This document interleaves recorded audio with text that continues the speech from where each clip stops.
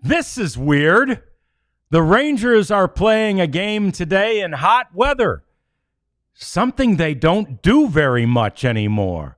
We'll talk about the heat in Baltimore and the heat that is on these Texas Rangers next. It's the DLLS Rangers podcast.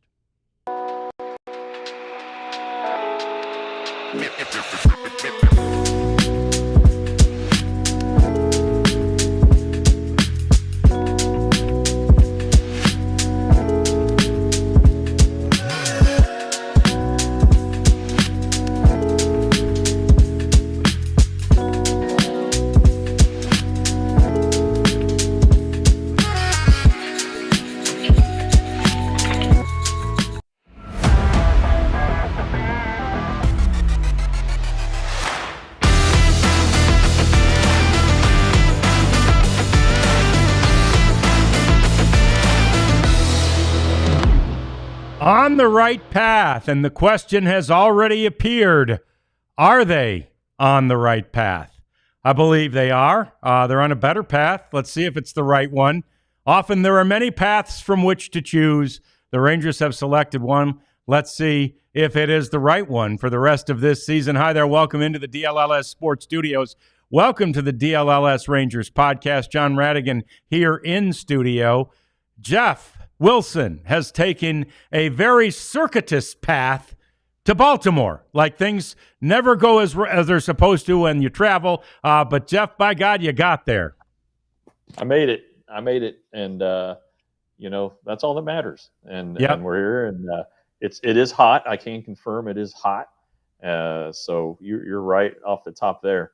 We'll see what the Rangers have for the Orioles and what the Orioles have for the Rangers, and get ready to sweat at whatever time this thing starts. Sure. Yeah, so that's something that really surprised me when I was going through whether it was post-game notes from last night or game notes from today. I can't remember, but this is like the 13th or 14th game. Yesterday was the 13th or 14th game where they started the game with the temperature at 90 or above since Globe Life Field opened.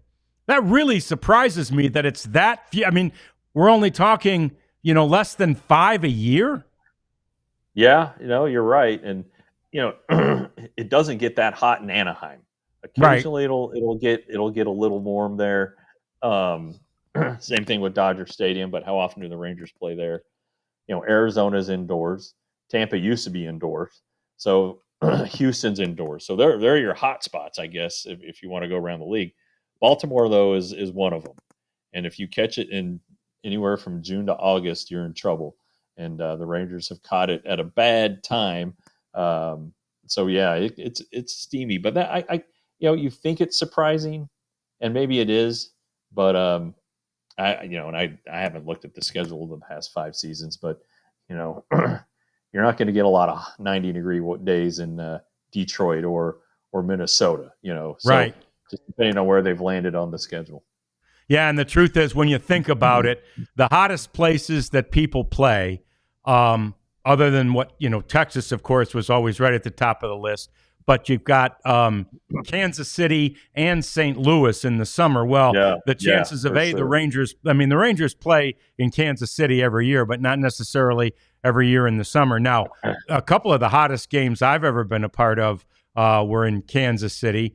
And, of course, Jim Sundberg, our buddy, played there for a while. But he said for sure, having been at Texas for a long time and at Kansas City for a long time, for sure the hottest games he ever played were in Kansas City. Well, and he probably was on that turf, that old he was. That old Royal Stadium turf. Same thing in St. Louis. Yeah, the Rangers were in St. Louis last year for the trade deadline, which was July 30th last year. Yeah, so that should have been they probably had some there. Yeah, they had a day game the next day. Andrew Heaney pitched it, and it was pretty miserable. The Rangers go to Kansas City in middle August this year, so there's a chance for some steamy games there, and I think it's a 4-game series, so they'll be sweating that one out too. But yeah, boy, I sure do love that roof, John. Yeah. All right, so let's get into this one. The pitching matchup still not well identified. We do know, though, that Patrick Corbin is going tonight. We expect it'll be Jacob Latz tomorrow, but that hasn't been confirmed. Maybe it will be later today when you get out to the ball yard. And then, of course, it's looking more and more like it'll be Jacob deGrom on Wednesday, and they'll hold Nathan Eovaldi back until Friday. Any intel that you have acquired through the course of the morning or last night, Jeff, that disputes that? No. In fact, I was battling American Airlines this morning in a nice way. It was fine. Just we were a little late, but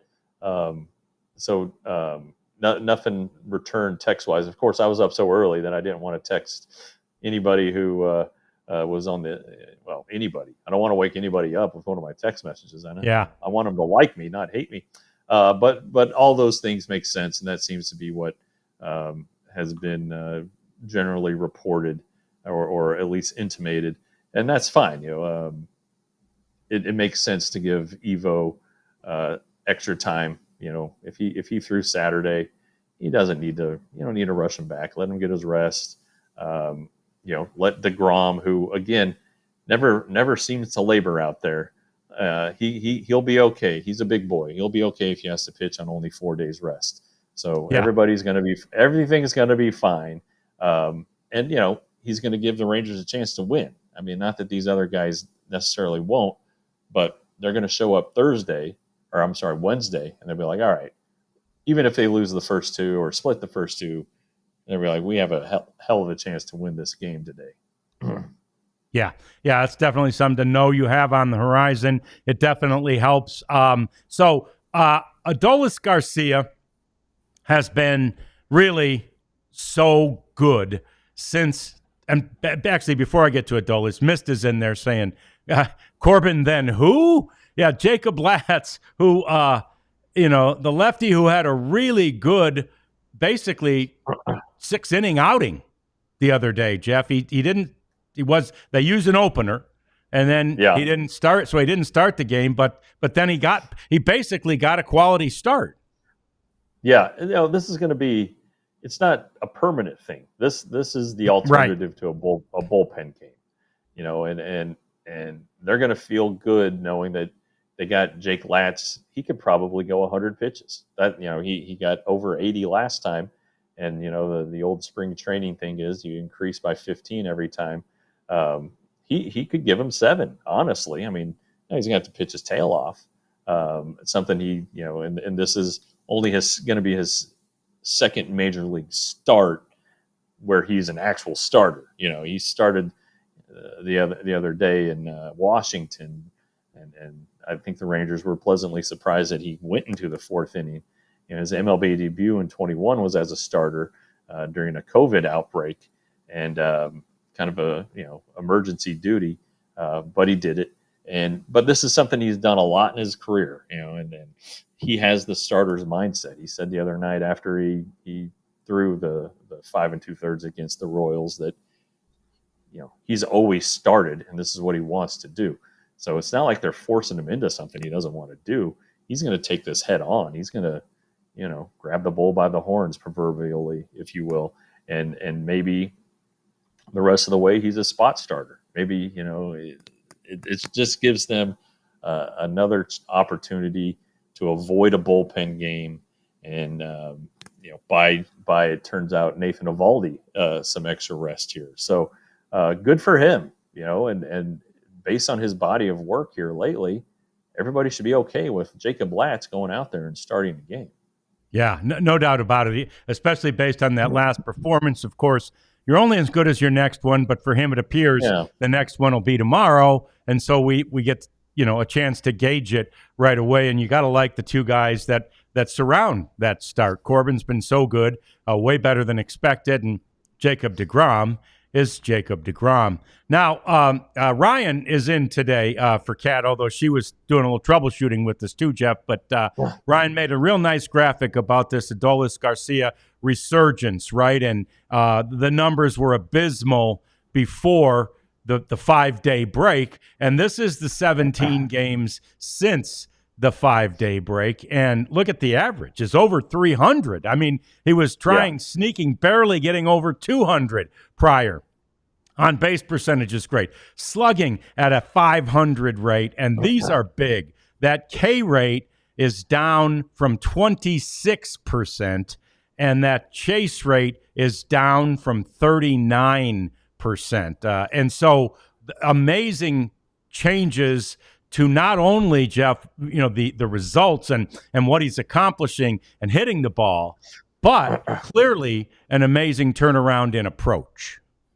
Yeah, the last one, the chase rate, obviously has an effect on the other four. He's not striking out as much, but that means he's putting more balls in play, or he's taking walks, which you and I have noticed here the last few times we've watched the ball game together. And it's encouraging to see because they are still trying to pitch him in his danger zone, not his danger zones, his trouble zones, above the strike zone with the heater and off the plate with a slider. And, it seems like it's just been years of Rangers coaches and hitting coaches and pundits and media saying, man, if only he could lay off of those pitches, and he did a much better job of it in 23. And what was the result? He hit 39 home runs, and look, the 300 average is not is just based on his career track record is not sustainable, but if he could hit 250 or 260, you know what? The Rangers would take that. If his 100%. on base could be 310 or 320, they would love that. I mean, going into this year, the batting average was below 250 and the on base for his career is below 300.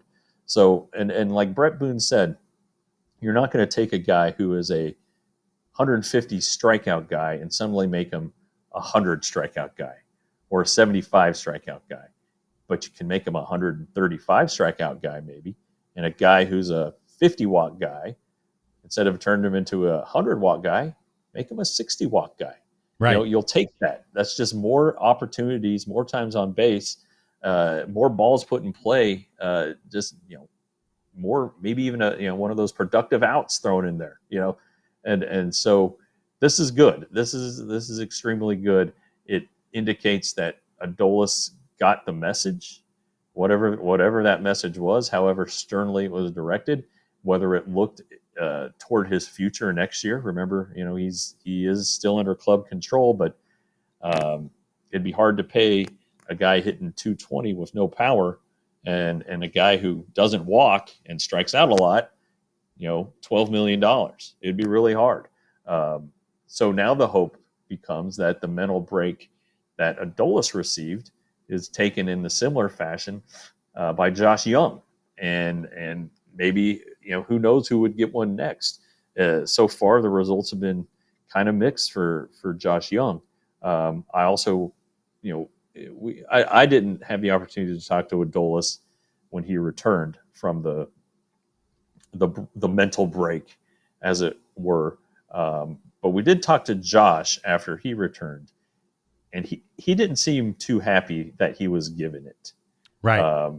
He wanted to. He understands that he has things to work on, but he also wanted to do that in games. So I don't know, what Adolis's buy-in level was, and maybe Josh was just saying that as a PR thing. I don't know, but you need to buy into this. The coaches are trying to make you better, and this is how they thought they would do it. Don't be embarrassed by it. Take advantage of it. And so we'll see how this plays out with Josh. I think he only has 2 hits though since the mental break, maybe 3. So I don't know, but it needs to be better. A lot of guys need to be better. We've talked about Corey Seager needs to be better. And yesterday notwithstanding, he had a fine series at Pittsburgh. Wyatt Langford needs to be better. He was getting there, then he had his little back thing. It seems like maybe he was on the right track. So, it's not easy. It's not easy to hit in the major leagues. It's not easy to fail.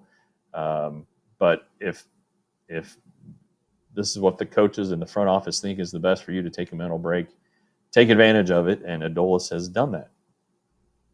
All right, so we're going to talk lots more about Corey Seager coming up in the third segment of the program, and I bet you we'll dabble into some of those other comparisons that Jeff and I have been making in this segment. That's coming up. Also, we've got the cleanup segment as always. Next up, let's talk about player development and how the Rangers are doing. They were notorious for not producing great talent out of first-round picks, but that apparently is changing. That's coming up next. It's the DLLS Rangers podcast.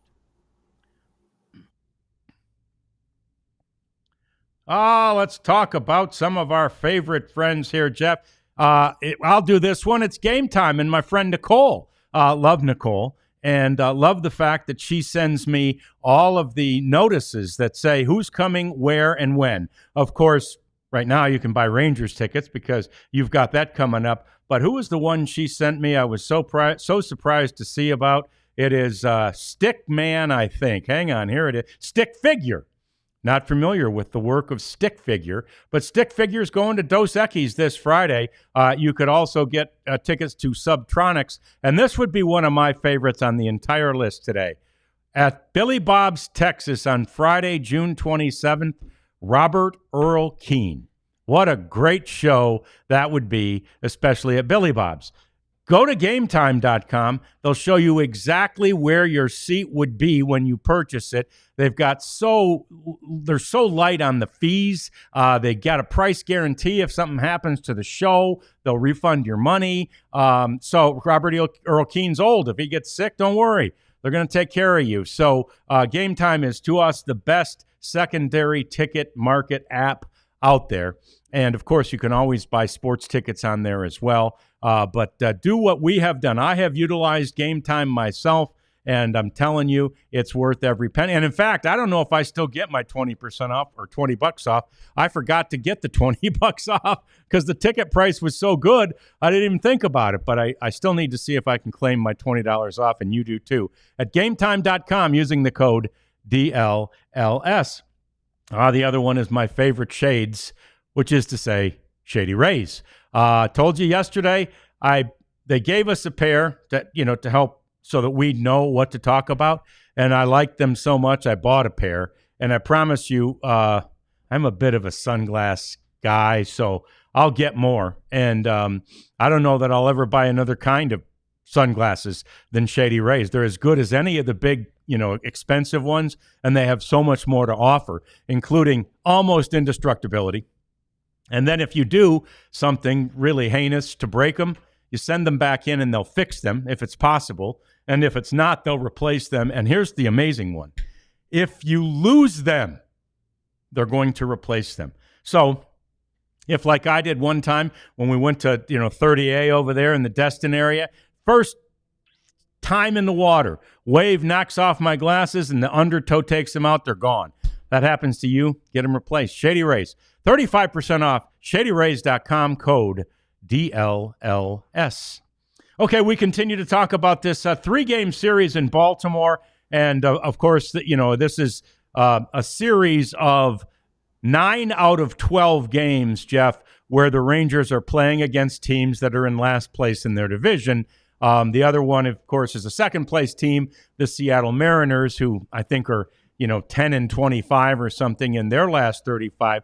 None of this is to say that the Rangers have been fantastic in any of those stretches, but they've shown times to be, good enough to beat all these teams. And again, win series.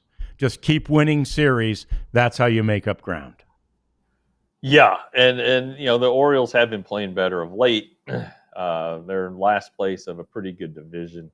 All that stuff, not to be taken lightly, but they have had trouble pitching the ball this year.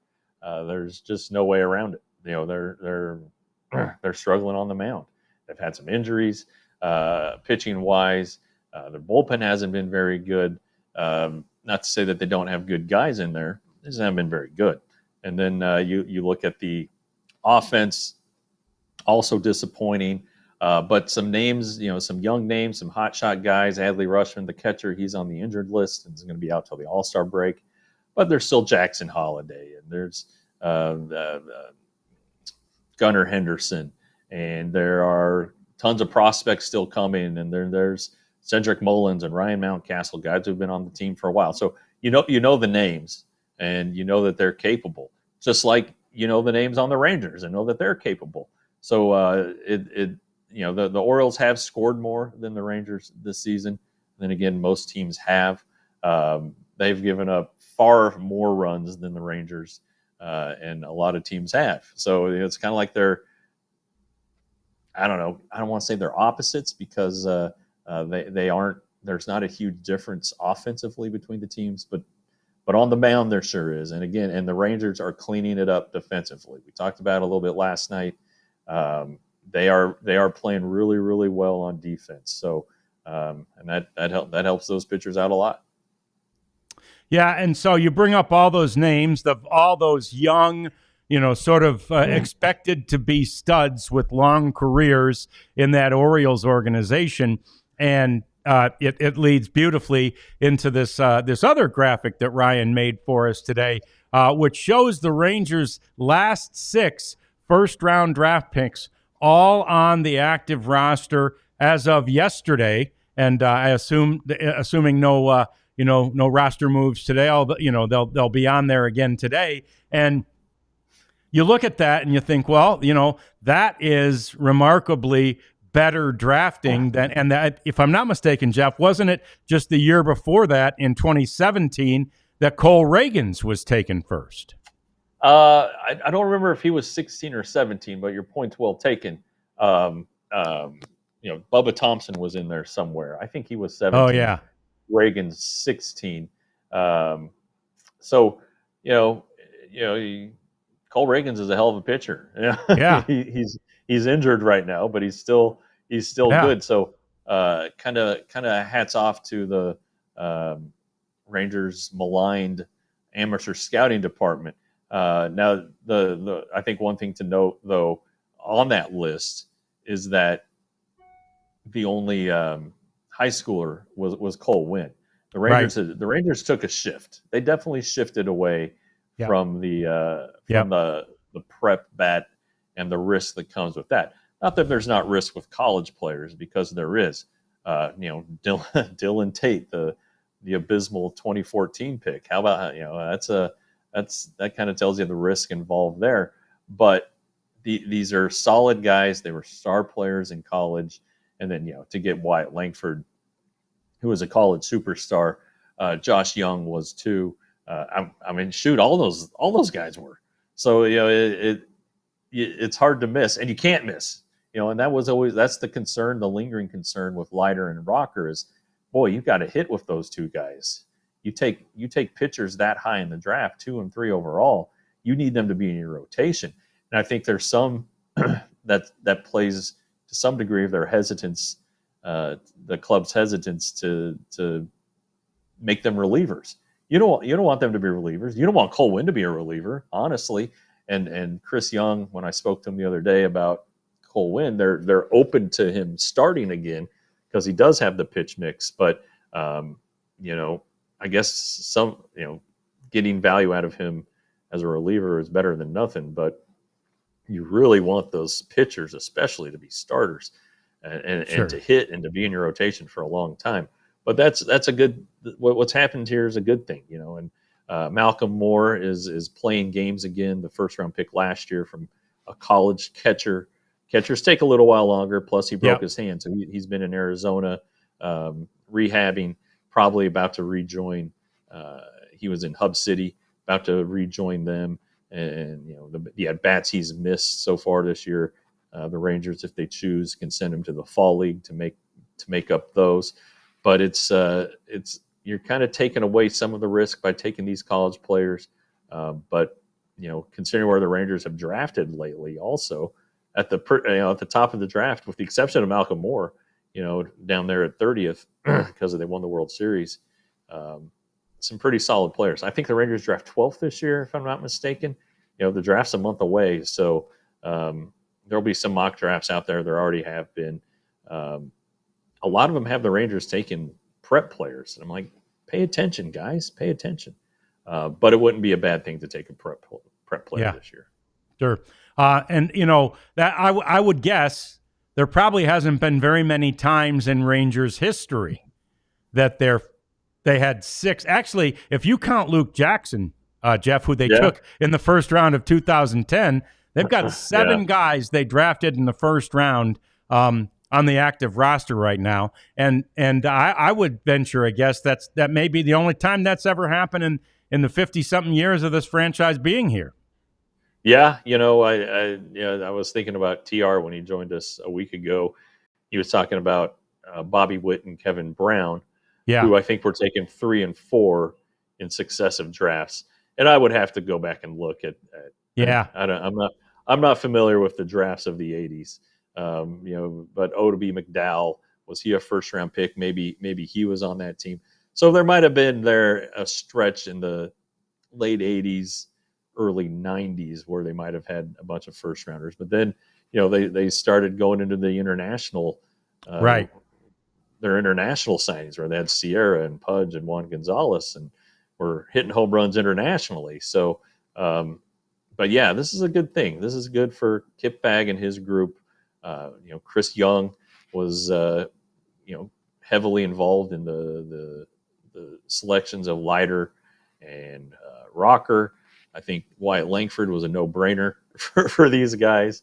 And, last year down at 30, it's not slim pickings, but, you have your choices and the catcher fit. So that's interesting, though. Yeah, and Luke Jackson, the 2010 draft, the team was still in bankruptcy. They were for sale.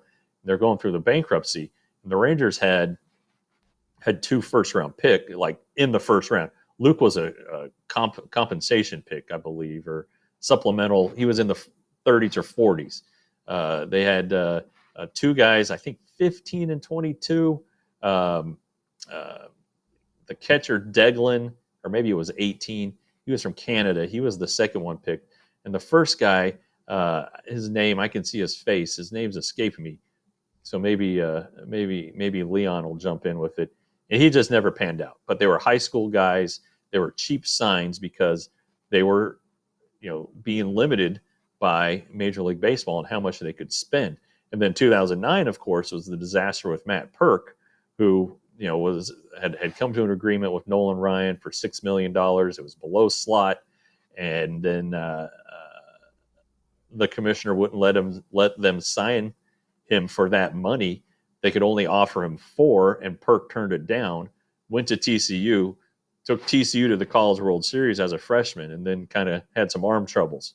I believe he's still at TCU coaching now. But anyway, there have been some checkered draft picks in this team's history.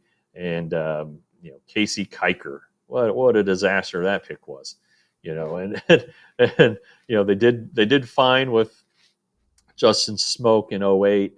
But they've had some misses in there, some high risk misses. Lewis Brinson, what a great athlete.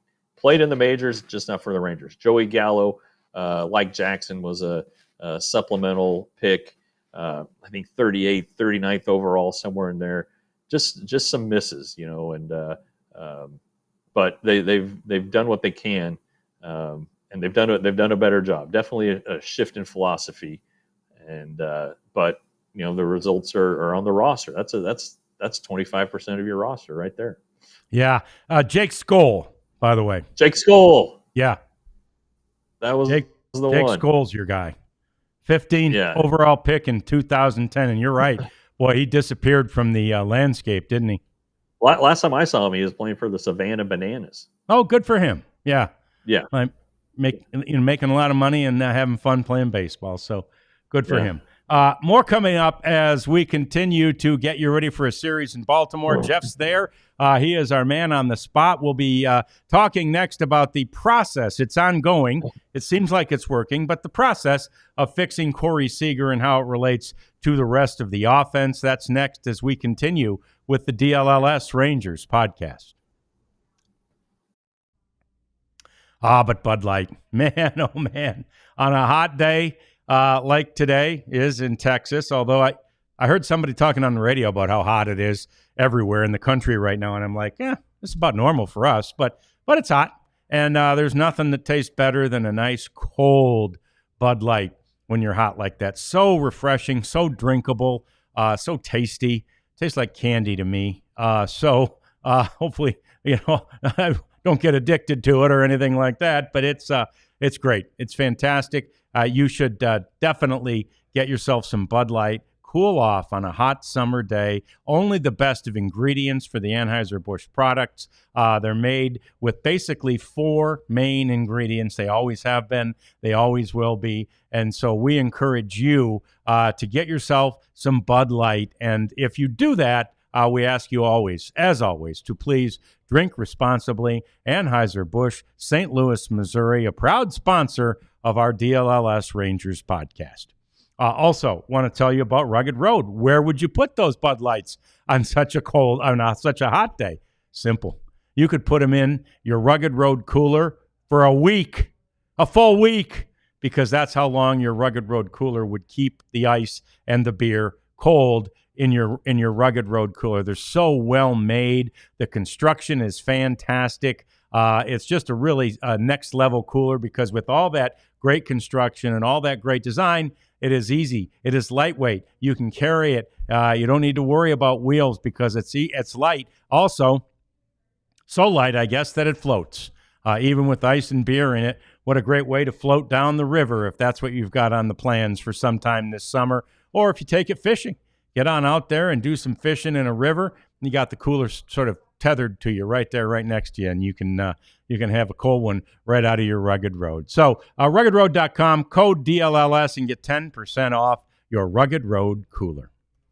Okay, so we talked, Jeff, about the process of fixing Adolis Garcia. It really worked. Now it's a moving target, right? And we've talked about this a lot as this offense has struggled through the first part of the season here. The methods that Bruce Bochy and the coaching staff employ to do these things. And really, they sent Jake Berger down. Essentially, it worked. I mean, he's dipped a bit. Now he's injured, but he came back and he was better. He was different. He was, refreshed, right?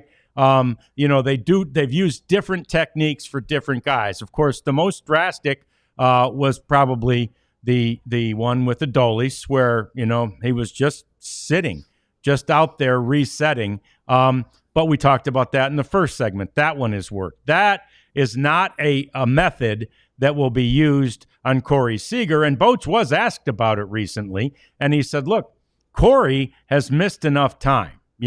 Corey's missed 30 games because of the injuries, the hamstring injuries. So we're not taking Corey out of the lineup, other than on those days that are, I think it may already be built in possibly for the rest of the first half, maybe even the whole season, Jeff. They know when they want to get Corey Seager some rest, get him a break, get him off his feet. And right now that's a little hampered because Josh Smith is also ailing. But the point is, fixing Corey Seager is not, and fixing any of these guys is not linear. And now they're in the process of doing it, as well as, Corey's just such a student of it. Corey figuring it out himself. Right. And Corey, as we know, leans heavily on his own hitting guy. He works with the Rangers hitting coaches, of course, but he gets a steady diet from his own guy. But that's just the swing stuff. There's some mechanic stuff or some timing and things that really Corey has to work out on his own, and I think you've seen him doing that, little changes to his stance. And but Corey Seager is not a concern. As far as a day off, John, I wouldn't be surprised if he's off today. Even if Josh Smith can't play shortstop, you can move Duran there, play Foscue at first. Now you'd be taking both of those guys out of the lineup, Smith and Seager. But the lefty today for the Orioles might be a good time to do it. Or if Smith can play, all right, you put him at shortstop, and that's that. But Corey's just going to have to hit his way out of it. And he went through a slump last year, coming out of spring training. He was pretty bad in May. He batted in April. He batted 205. Okay, very little power. Started to come out of it in May. So he'll figure it out. And again, he's not just going up there and, popping out and striking out. He's drawing walks. Pitchers worry about him. His presence is an important part to this offense. Even when he's not going well, there's the threat. I mean, that home run he hit the other day kind of came out of nowhere, right? He can do that. And you see how many walks he's been drawing. We talked about it. He had 10 straight games of the walk, and that's because even though he's in a prolonged slump, he's still the guy on the Rangers team that when push comes to shove, you don't want him to beat you, because he's the one who really teams have to look at the lineup and what's happened this season and be like, all right, he's the only guy that can beat us. And so you take your chances with Marcus Semien. You walk Corey and you pitch delicately to Corey and give it to Marcus Semien, see what he can do with it. And he has gotten hot.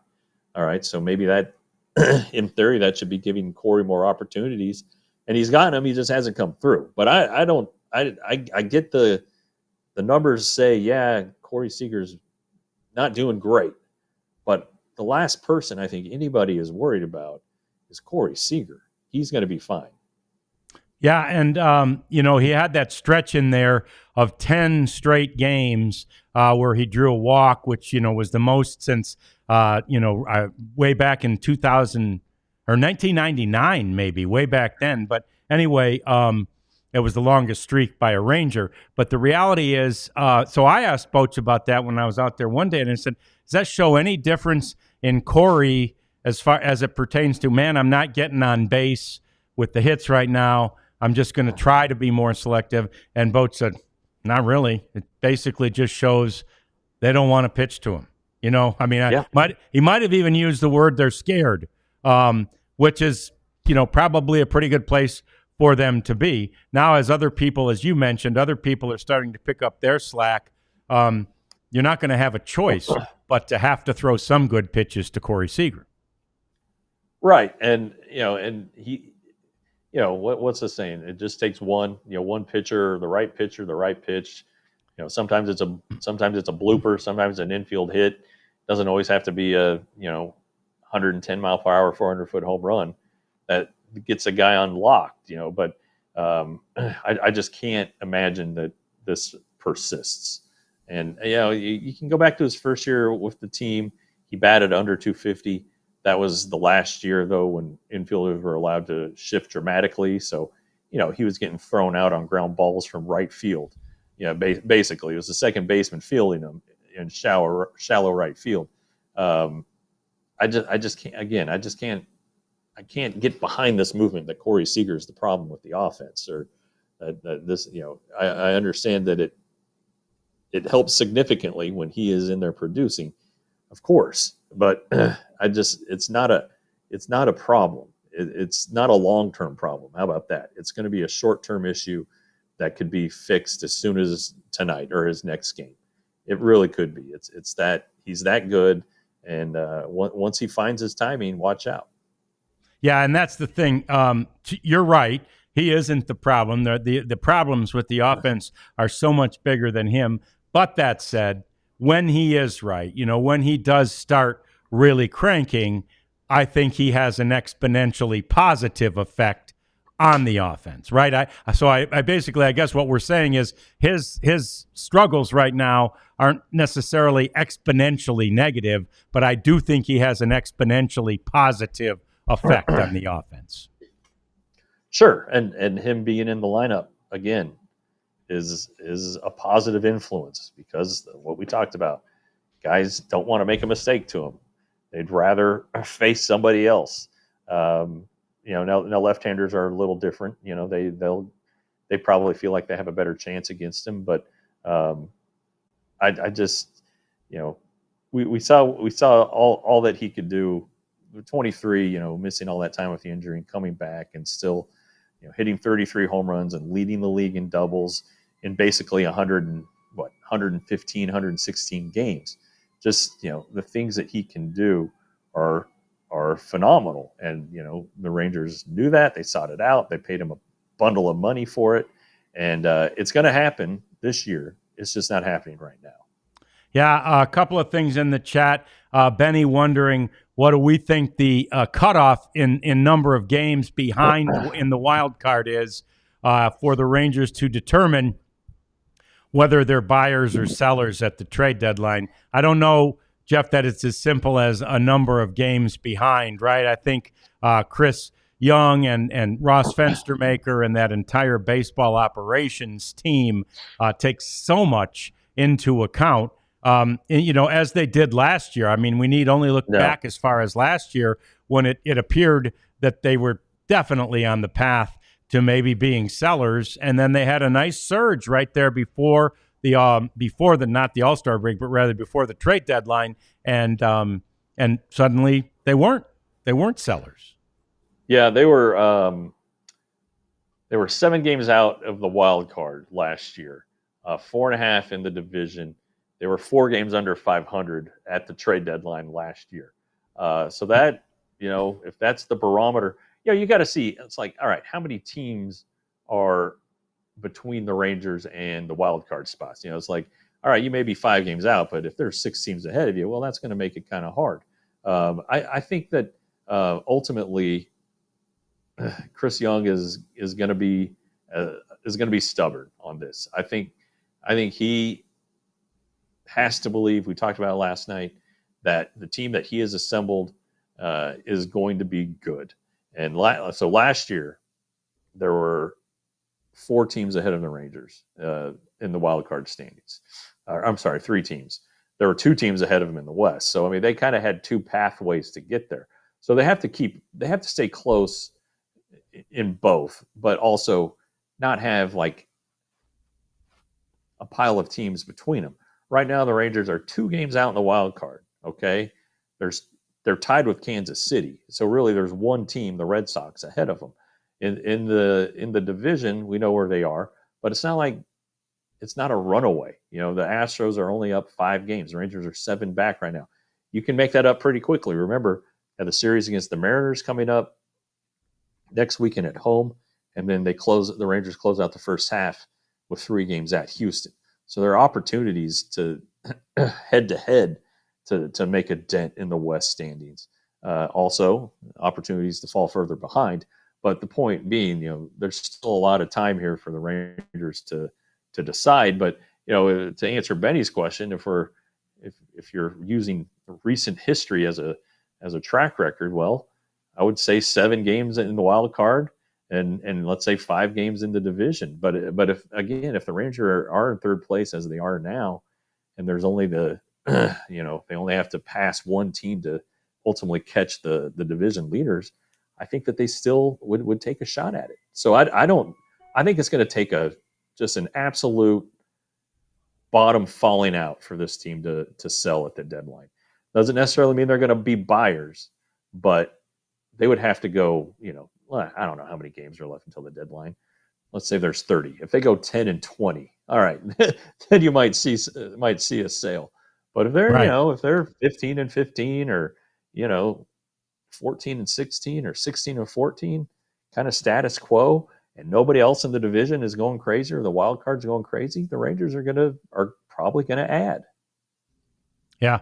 Yeah, I think that's a good assessment, wise assessment there, and probably likely. If they're good or better than they were last year at this time, they're not gonna be sellers. So keep that one in mind. Rarity's wondering about Kimbrel. It seemed to me, I saw the other day he gave up a walk-off in the 9th inning of a AAA game. Jeff, did you see that? Yeah, he did, but. Honestly, I don't think they care about the results. I think they care about velocity and stuff.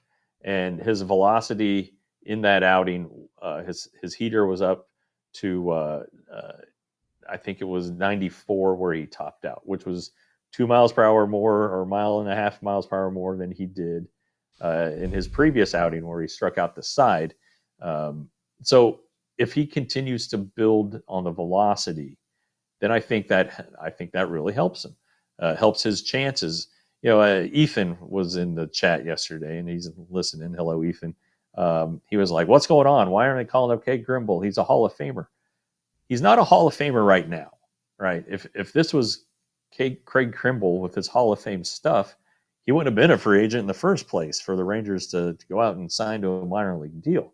He's not there yet stuff wise, from what I'm seeing and what I'm hearing.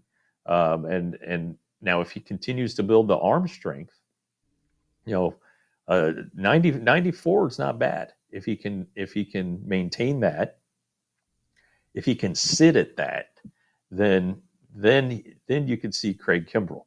Right now, though, I still think, and maybe I'm wrong. Maybe he's in the damn clubhouse right now, but I still think you're a little ways off from Craig Kimbrel.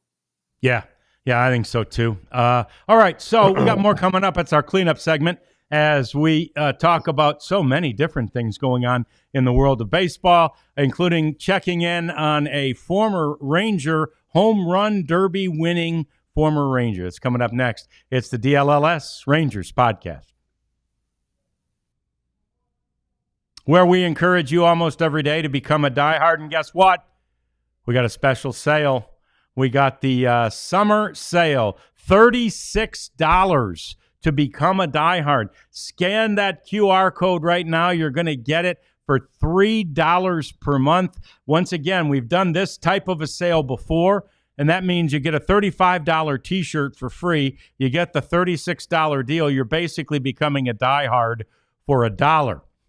Or, you're getting a shirt for $1, whichever way you want to look at it. But either way, it's a fantastic deal to become a diehard. You can scan that QR code right now. It'll take you right to the link to get your $36 deal. It's time for you to make the moves. We're making moves. We want you to make the moves, and it's in honor this time of the NBA and the NHL drafts, which are both coming up this week. It's a big week here at DLLS. We're all over NBA draft coverage on Wednesday and Thursday when the Mavericks will no doubt select Cooper Flagg with the number 1 overall pick. Then we'll see what they do. There's trades and all kinds of stuff with the second round of the draft on Thursday. Then right away on Friday, the Stars have the first round of their draft. And on Saturday, round 2 of their draft. We're all over that coverage. Nobody can cover it as extensively as we do in the Metroplex. So make sure you're here for all of that, and make sure you're a diehard so you can get behind the paywall and read all that everybody we have that writes for us writes about those 2 drafts. Also, mentioned the T-shirt, so just go ahead and get some of the merchandise, like this snappy T-shirt I'm wearing today that says DLLS somewhere, doesn't it? Yeah? No? Oh, there it is. Yeah, down there. But anyway, it's cool. It's just the skyline of Dallas with a horseshoe. Kind of says it all, doesn't it? Store.allcitynetwork.com is where you go to get a shirt like this one or any of the other cool shirts. Real cool designs. We've got them out there. Go to store.allcitynetwork.com to get yours today. All right, so Jeff, this assault of the home run, prior to the All-Star break home run title, right now is Cal Raleigh's to take, no doubt. He's at 31 after hitting 4 over the weekend, Jeff, in the series against Chicago at Wrigley Field. Barry Bonds back in 2001 hit 39, and the Mariners' record before the break is not surprisingly held by Ken Griffey Jr., who hit 35 before the break. Cal Raleigh's got 20 games left before the All-Star break, Jeff. Yeah, and he's a catcher, so he'll probably get some days off in there, you would think. But he's a switch hitter, so they like to play him. It doesn't matter who's pitching. He can DH, kind of like the Rangers are doing at times with using both catchers at DH. I don't think he'll do it, but that'd be cool if he did. But then we'll hear more about the torpedo bat, because clearly he's going to be an all-star, so that'll be a storyline at the all-star game. He's got a great nickname, the Big Dumper, and so you kind of root for a guy called the Big Dumper. Yeah. Unfortunately, he's in the Rangers division, but he's an interesting guy. He's a really, really, really, really good defensive catcher. In fact, I believe he won the platinum glove last year, if I'm not mistaken. And he's got the power. He's had the power. But this year, and part of it is because he's hitting more home runs, but his batting average is well above what it normally has been. He's at 276 right now, and he will strike out, but he'll take walks. It's just a pretty solid package this season. Obviously, I mean, I guess now you got to talk about him in the MVP race and all of that. But no doubt, yeah. But before this year, in his, when he's, I guess he became established in 22. Let's say so. 2022 batted 211, 23 232 last year 220, 27 homers in 22, 30 and 23, 34 last year. So it had been a kind of been a all or nothing type of guy. But this year he's combining a little batting average in there. So I do wonder though, what would happen if they said, "Hey, you can't use that torpedo bat anymore"? What would happen to his numbers there? But again, I think that you saw him hit. I remember 2 home runs he hit against the Rangers. He basically hit one-handed on pitches that were down, and he swung and kind of lunged at and got him out. Not to say he doesn't have that kind of power, but I do wonder if his bat has helped him. Yeah, he did, and they're not afraid to use him as a designated hitter, as you mentioned. He caught the game on Saturday went over 3 hours, which of course, as we know, is rare in Major League Baseball anymore. It's like a 3-hour and 9-minute game. He caught every inning of that in the heat in Chicago, day game, and then came back on Sunday and DH'd and got that 31st home run. 21 of them from the left side, 10 of the home runs as a right-handed hitter. Prince Fielder, Jeff, was a part of the East-West Classic All-Star game, which is at Rickwood, which is where they played the Summer Classic last year. Last year, they resurrected the East-West All-Star Classic, which is a tribute to the Negro League's All-Star Game, which started in 1933 at Comiskey Field.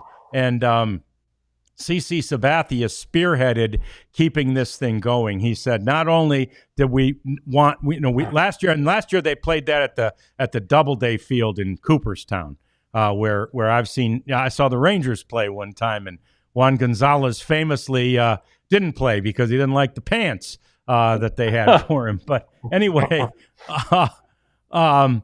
but they started it last year. CC said, this isn't going to be a one-off, nor is the game at Rickwood going to be a one-off. That's the oldest baseball stadium in America that's still in use today as far as, that type of thing. So anyway, I thought that was really cool that and then Prince Fielder in the home run derby, he won it. They had 10 swings, no outs. He hit, of course, lefty. He hit 6 balls onto or over the roof at Rickwood in the first round. And then I don't remember who he faced in the second round, but whoever it was, I think they each hit 3 home runs, and then they had a home run off, and Prince won it. But I'll tell you what, I saw a video which we can't show, but his swing still looks pretty damn good, Jeff. Yeah, that's a what if, in Rangers history, they what if Prince Fielder is healthy and answers our questions at first base and is hitting 40 and 50 home runs for the remainder of that contract, which I think was, 5 or 6 years. There was a lot left on that deal. They traded Ian Kinsler to get him. And, what if, there are a lot of what ifs from that 2014 season. What if Jurickson Profar doesn't get hurt? That was his time to shine. And it just, but yeah, that was a disappointing one, because he came back in 15, had the nice year, won the comeback player of the year award, and then in 16 you could just tell something was bugging him, and ultimately had to retire because of it. One of his sons though is kicking ass. He's a pretty good player. So like father, like son, I guess. Yeah, like grandfather, like father, like Yeah, son. Yeah. there you go. Yeah, Cecil. I remember watching Cecil way back in the days when he was in Detroit. I remember too. I think it was in that 15 season. We were in Houston, and Rugned was either a rookie or just early second year, and he got into a spat between delay of game and the catcher and the pitcher, and little benches clearing brawl happened, and Prince Fielder rushed out there to the edge of where the Astros were charging, and I've never seen a bunch of baseball players kind of just go, "Oh, I'm good, man. I'm okay. I'm gonna take it over here." I mean, Prince Fielder, just a mountain of a man, and he was ready to go. And clearly, many of those Astros, Jeff, weren't. Yeah, well, it makes sense. Yeah, I don't. He was a big dude. Even if he had a bad neck, he was not to be trifled with. No. Good guy, too.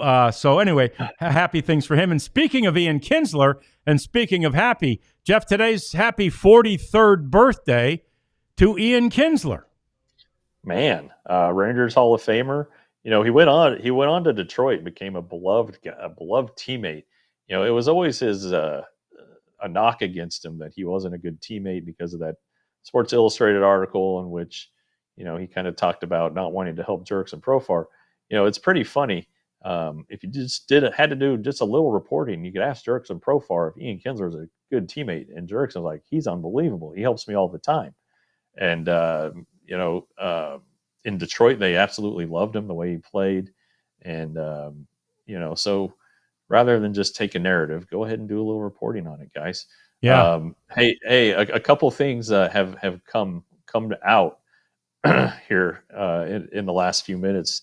Yeah. Regarding the team, when they're on the East Coast, sometimes we can get these notes in. Sure. Caleb Bosley was optioned today. After throwing whatever it was, 80 pitches almost in relief. Yeah. He has been optioned. The Rangers selected the contract of Dane Dunning. They had the open 40-man spot, so it's an easy move. So Dane is up, Bosley is down. Makes sense. The Rangers just needed some insurance in the bullpen. And, honestly, Dane could start, I guess. But so they have the roster move today. The Rangers have not announced their starters for tomorrow or Wednesday.